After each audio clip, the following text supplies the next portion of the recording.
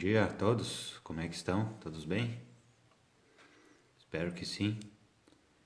Sejam bem-vindos a mais um Acordando o Sol com as Escrituras. Eu sou o Bispo Fábio da ala Santo Ângelo, da Igreja de Jesus Cristo dos Santos dos Últimos Dias. E hoje eu vou compartilhar breves ponderações sobre Mosias, capítulo 13, no livro de Mórmon. Primeiro eu gostaria, como sempre, perguntar se cada um já fez sua oração para iniciar o seu dia. Aconselho também a fazer a leitura individual de Mosias 13, convidar o Espírito e ter um melhor aproveitamento das Escrituras, que são as palavras de Deus dadas a nós através de seus servos, os profetas. Então, Mosias 13 estava falando sobre... Continua, né? Falando sobre o rei Noé, sobre Abinad, né? Que estava falando com ele. Tá? Então Abinad, ele estava lá na frente do rei. E o capítulo começa com o rei irado, né? O rei estava irado com as palavras de Abinad e mandou o povo o seu povo, né? Seus servos ali, e mais alguns do povo que estavam ali junto, agarrar Abinad e matar, né? E isso diz nos versículos 1 e 2, diz o seguinte: E então, quando o rei ouviu estas palavras, disse a seus sacerdotes: Tirai este homem daqui e matai-o, pois o que temos nós a ver com ele? Ele é louco. E eles avançaram e procuraram deitar-lhe as mãos, mas ele resistiu, dizendo: Não me toqueis, pois Deus ferir-vos-á, se deitardes as mãos em mim, porque ainda não transmiti a mensagem que o Senhor me ordenou que transmitisse. Nem tampouco vos disse aquilo que pedistes que vos dissesse. Portanto, Deus não permitirá que eu seja destruído neste momento. Então ele estava dizendo ali que não tinha passado toda a mensagem que o Pai Celestial tinha dado para ele, né?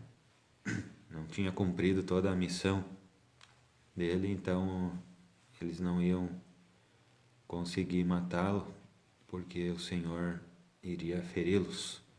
Então eles ficaram com medo e então o rosto de Abinad, de acordo com o relato, né, no versículo 5, e seu rosto resplandecia com extraordinário brilho, como o de Moisés no Monte Sinai, enquanto falava com o Senhor. Tá, então ele estava brilhando, né, o seu rosto. E daí ele continuou falando, né, ali para as pessoas, né, para o rei e para os seus sacerdotes, para as pessoas que estavam ali. Nos versículos 10 e 11, Mas isto vos digo, o que fizerdes comigo depois disto será como um símbolo e uma representação de coisas que estão para vir. E agora vos lerei o restante dos mandamentos de Deus, pois percebo que não estão escritos em vosso coração. Percebo que haveis estudado e ensinado iniquidade durante a maior parte de vossa vida. Tá? Ele fala que aquilo que acontecer com ele vai ser um símbolo de coisas que vão acontecer com o rei e com o povo. E ele, para terminar a mensagem, ele leu os mandamentos, né? Porque para falar, ele queria falar a verdade ao povo, né? Então, o rei e os sacerdotes ali estavam distorcendo as escrituras, né? E ensinando até as escrituras, mas de forma distorcida, né? E ali Abinad foi e leu as escrituras como estavam escritas na sua pureza, né?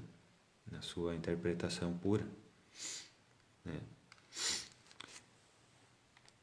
Daí, depois que ele leu ali os mandamentos, ele falou o seguinte, no versículo 25.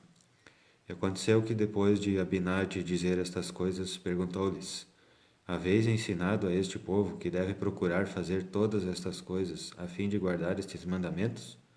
Digo-vos que não, pois se o houvesses feito, o Senhor não me haveria enviado para profetizar infortúnios concernentes a este povo. Tá? Então ali o profeta estava advertindo o povo em relação a infortúnios, né? Estava profetizando infortúnios, né? Coisas que viriam, né? Coisas que iriam acontecer. Ele estava falando ali para o povo, né? Que o povo seria destruído, né? Se não guardasse os mandamentos.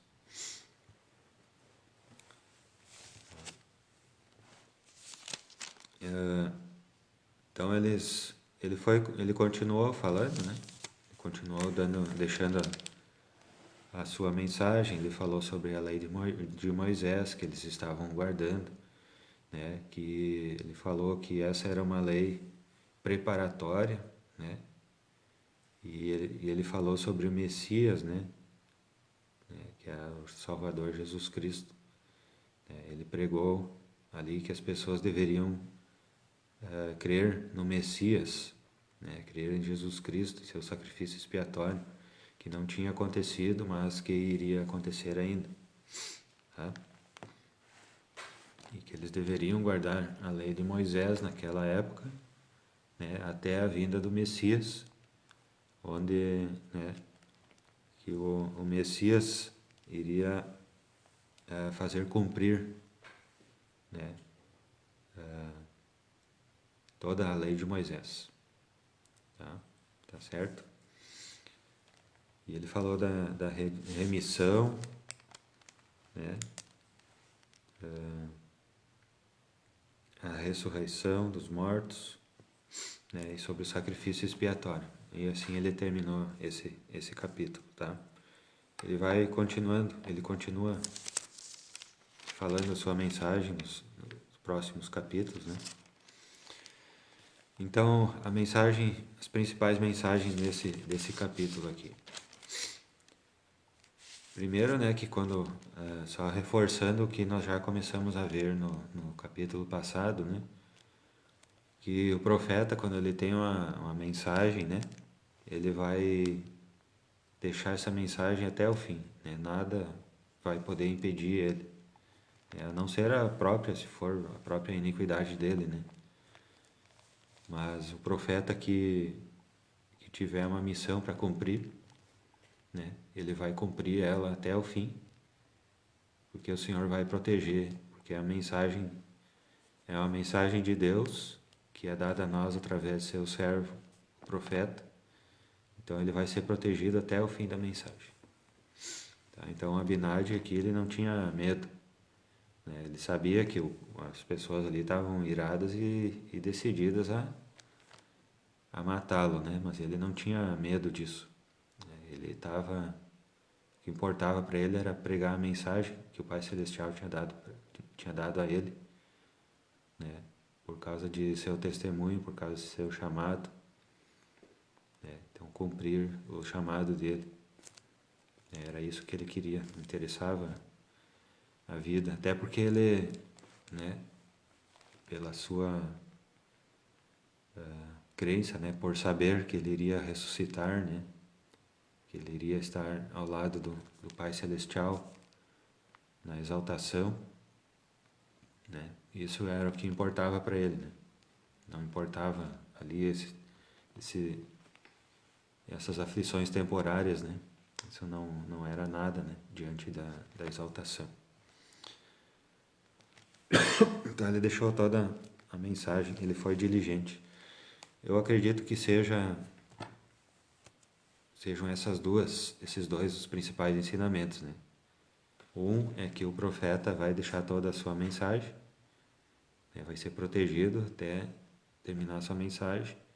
E a outra é que ele precisa ser diligente. Eu acredito que também isso pode ser aplicado no nosso chamado, né? Que nós precisamos ser diligentes até o fim em nosso chamado, né? Não ter medo dessas aflições temporárias, né? Esse chamado que nós temos, né? Não importa o chamado que nós temos na igreja, não importa se é bispo, se é presidente de organização, se é secretário, se é regente, né? Se é pianista, se é a pessoa que está designada a ser recepcionista, isso não importa. Não importa. Né? O que importa é que ali, nesse momento, eu estou trabalhando, né, para minha exaltação. Na verdade, a exaltação ela é uma recompensa que vai vir lá no fim, né? Ela vai vir lá no fim. Então, nós precisamos nos concentrar em cumprir bem o nosso chamado, né? E isso não importa essas aflições. Nós vamos ser, claro que nós vamos ser criticados, principalmente por aqueles que estão afastados ou por aqueles que não conhecem o Evangelho, né? Com certeza, e que são a maioria, né? Mas nós não devemos dar atenção a isso. Nós devemos nos concentrar no Salvador, assim como o Abinadi fez. Tá certo, pessoal? Então, essas breves ponderações sobre Mosias 13 eu compartilho com os irmãos, com os amigos, em nome de Jesus Cristo. Amém. Então, desejo um bom dia a todos, iluminado com a luz de Cristo. Um bom dia do Senhor, que todos possamos ir na capela e renovar nossos convênios. Então tá, bom domingo e nos encontramos na quarta-feira então, no mesmo horário. Muito obrigado, bom dia.